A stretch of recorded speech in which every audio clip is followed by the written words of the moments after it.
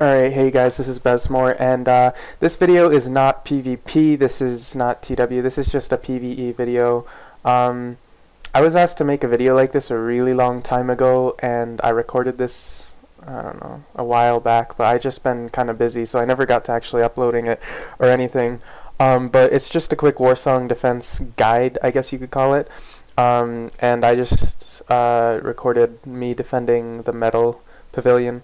So I'm just going to give you a few quick tips if you have questions about how to defend Warsong as a psychic and or maybe other classes. So yeah, for starters, which path you're going to defend as a magic DD class or a ranged DD, doesn't matter if you're an archer or psi, wizard, mystic, whatever. You want to take metal or fire. Metal is easy, fire is really easy. The other ones are less easy, but they're still doable. You just do the same stuff you're doing. So anyways, this clip's at like increased speed, so you don't have to watch the whole thing. But basically, the first thing you gotta do when you get to a metal defense is make sure you have aggro of the greenish ugly blob thingy there that I keep knocking back. Because if you don't, it's gonna sit there killing your NPC and you will fail the defense. So once you have aggro on that, all you have to do is kill all the mobs that come down the path. And as you can see on metal, there are these little green, I don't know, coyote-ish type of mobs. I don't know what they are supposed to be, but anyways. So if you have even half decent gear, you should be able to kill the coyotes in 3 to 4 spells. If you have good gear, it'll be even less, probably more like 1 or 2. So anyway, the only thing you have to be careful of is the head. It'll do pretty nasty damage to you if you let it hit you, but the heads are extremely susceptible to any form of CC. So what I do is I just knock it back, and then between knockbacks I kill the mobs, but that's because I have enough damage. If you're not sure you have enough damage to do this, then you can Earth Vector, Glacial Shards, anything you want. You can even let it hit you with Soul of Stunning up, and it'll, you know, stun it for X amount of seconds, whatever you want. But I found that it's pretty much just easy to knock it back over and over again, and in between the knockbacks just hit the mobs. Whatever you do, if you're defending metal in particular, I wouldn't advise going any closer to the giant gorilla things than about where that item dropped. As you can see, the Warsong Essence level 9.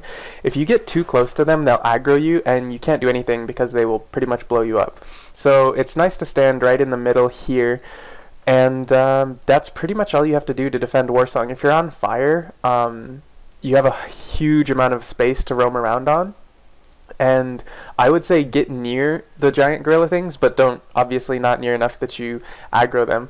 The reason for this being, when the Warsong stops sending mobs through, if you just jump off the edge, the head will go back and it can still kill the NPC if it gets there fast enough. And that's only really a problem if you're doing metal defense, because metal is such a short path.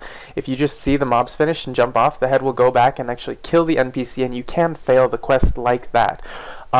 Which is why I suggest you want to go near the gorillas, but not on them, obviously.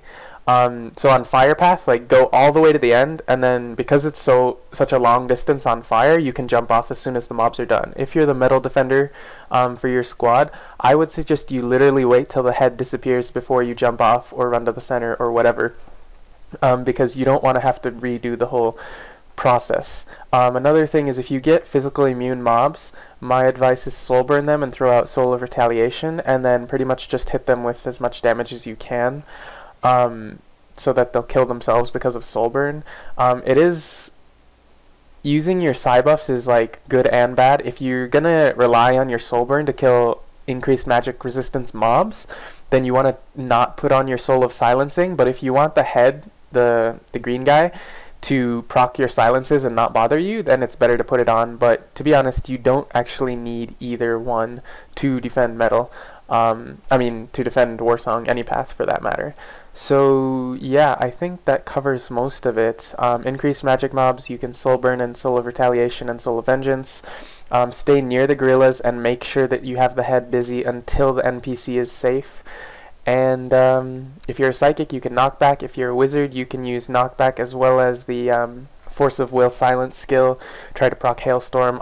You can always movement slow it with skills like Gush, Crystal Light, Aqua Impact, anything like that. And yeah, that's really all you have to do to defend. So there's still about 3 minutes of the recording left. You can watch it to your heart's content, but that's all I have to say. If you've got questions about Warsong or anything like that, leave a comment, and I will see you guys next time.